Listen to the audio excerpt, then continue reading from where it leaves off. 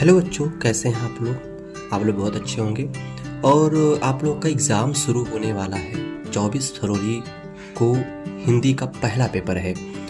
तो ये वीडियो हम जो है आप लोगों के लिए बना रहे हैं कि जो क्लास 12th के हैं, कक्षा 12 के जो विद्यार्थी हैं और जिनका कल हिंदी का पेपर है। अब ये चाहे सामान्य हिंदी के बच्चे हों या फिर साहित्य हिंदी के, ये प्रश्न जो है दोनों के लिए इम्पोर्टेंट है और दोनों के लिए है जो कि आपको एग्ज़ाम में अच्छे अंक लाने के लिए आपकी बहुत सहायता करेंगे। यदि आपने पढ़ाई नहीं किया है तो आपको घबराना नहीं है, आज रात आपके लिए बहुत है।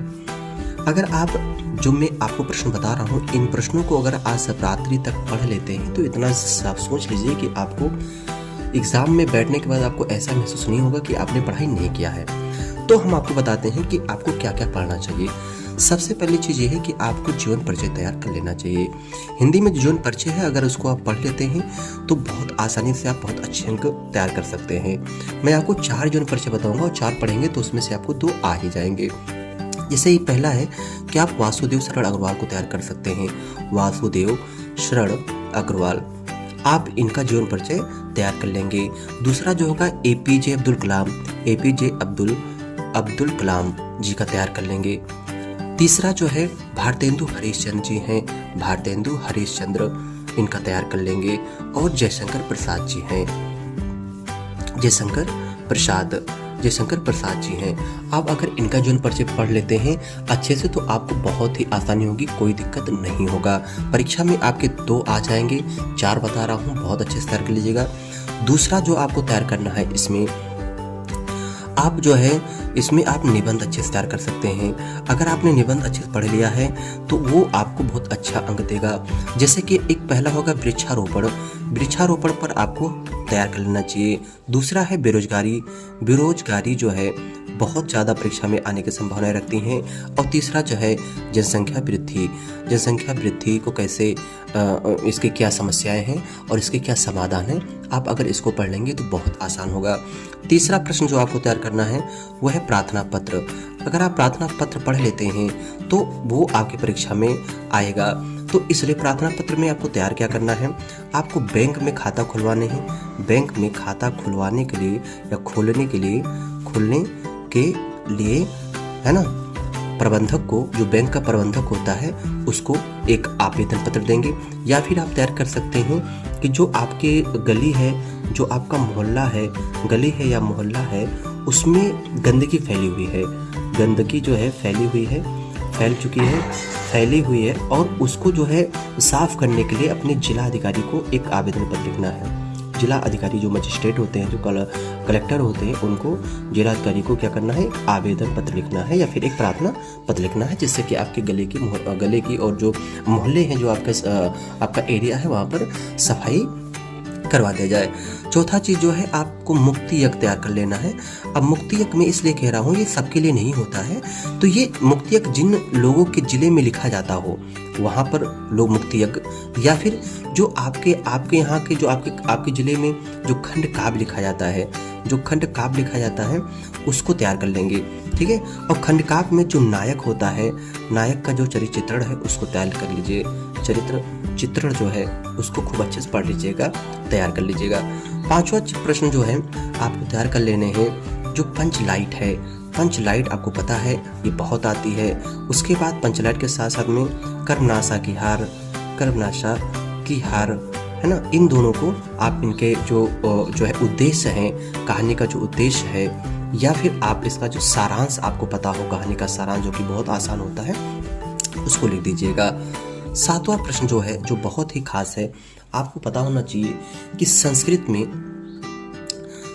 में कुछ पाठ हैं। जैसे कि अगर मैं बात करूं पहला आपके यहाँ, तो जैसा कि आपको पता है कि संस्कृत में भी गद्य और पद्य होते हैं। तो संस्कृत का जो गद्य होता है उसमें एक है संस्कृत भाषा महत्वम, संस्कृत भाषा महत्वम।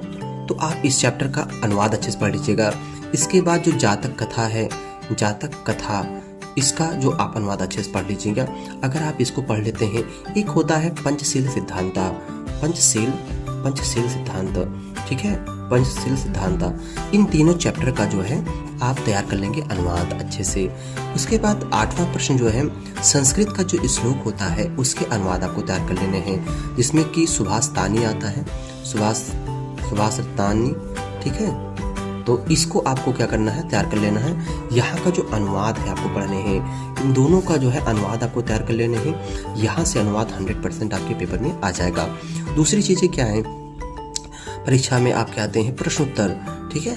तो संस्कृत के जो प्रश्नोत्तर हैं आपको बहुत अच्छे से पढ़ लेने हैं। संस्कृत के जो प्रश्न उत्तर हैं उसको आपको बहुत अच्छे तरीके से ध्यान से पढ़ना है, और वही प्रश्न पढ़िए जो सन 2023 में, 24 में और 22 में आए हुए हैं। जो 22, 23, 24 में पिछले वर्ष एग्जाम में आए हुए हैं उनको तैयार कर लेंगे, वो आपके एग्जाम में आ जाएंगे। 10वां प्रश्न जो आपका इसमें आता है वो आपको ध्यान रखना है। देखिए आपके क्या होते हैं कि पद्यांश और गद्यांश आते हैं। तो अगर पद्यांश की बात करो तो आप 2-3 चैप्टर देख लीजिए, जैसे कि प्रेम माधुरी।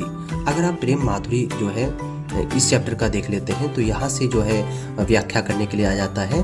दूसरा जो है कैकेयी का अनुताप है, कैकेयी का अनुताप है, इस चैप्टर को अच्छे से पढ़ लीजिए। और एक है श्रद्धा मनु, ठीक है। इन 3 चैप्टर का आप देख लीजिए, इसकी व्याख्या कैसे की जाती है। अगर आप इस 3 चैप्टर का व्याख्या अच्छे से पढ़ लेते हैं तब आपको दिक्कतें नहीं होंगी एग्जाम में। दूसरी चीज आपको एक चीज और ध्यान रखना होगा, प्रश्न नंबर 11 में जो आपका गद्यांश होता है, गद्यांश में आपको तैयार करने हैं। जैसे कि हिंदी में जो गद्यांश आते हैं आपको पढ़ लेने हैं, और यहाँ से आपको बहुत अच्छे अंक मिल जाते हैं। जैसे कि अगर मैं बात करूं, आपका जो चैप्टर है ना,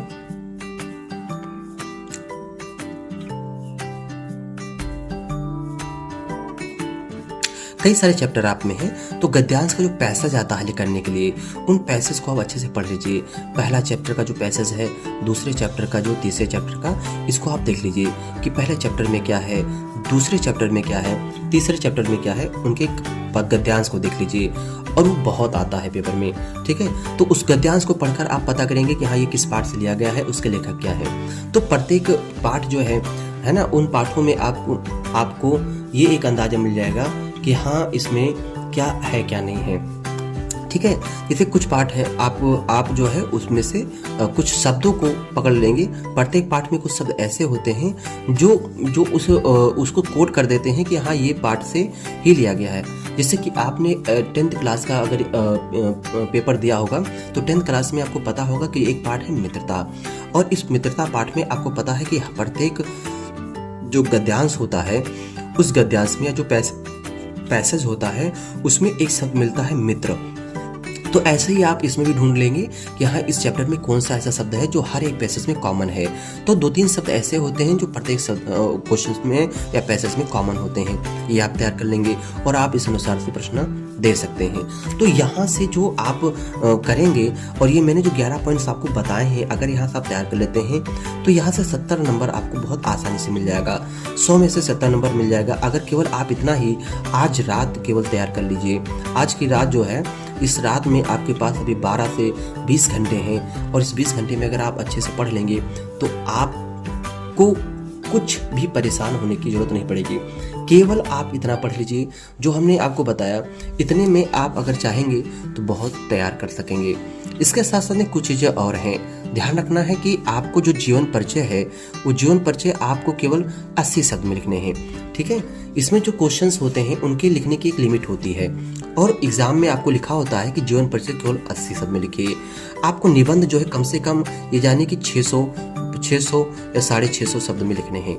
जीवन परिचय को आपको 600-650 शब्द लिखने हैं। उसके साथ साथ में आप जो प्रार्थना पत्र लिखेंगे वो तो आपको पता ही है। मुक्तिक के चरित्र, इसको भी 80 शब्द में लिखने होते हैं। कर्मनाशा की हार है, इसको भी 80 शब्द में, या जो पंचलाइट होता है ना, एकांकी जो होता है उसको भी 80 शब्द में ही लिखे जाते हैं। और अनुवाद आपको पता है, ये सारे अनुवाद में कोई धर्म कोई बताना नहीं पड़ेगा।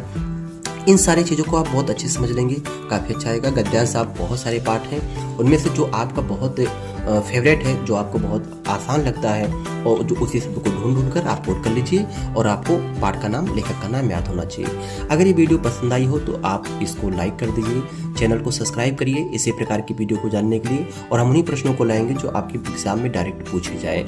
ये वीडियो अपने दोस्तों के पास शेयर करिए जिससे कि उनकी हेल्प हो सके और अच्छे अंक पा सकें और आप भी पा सकें।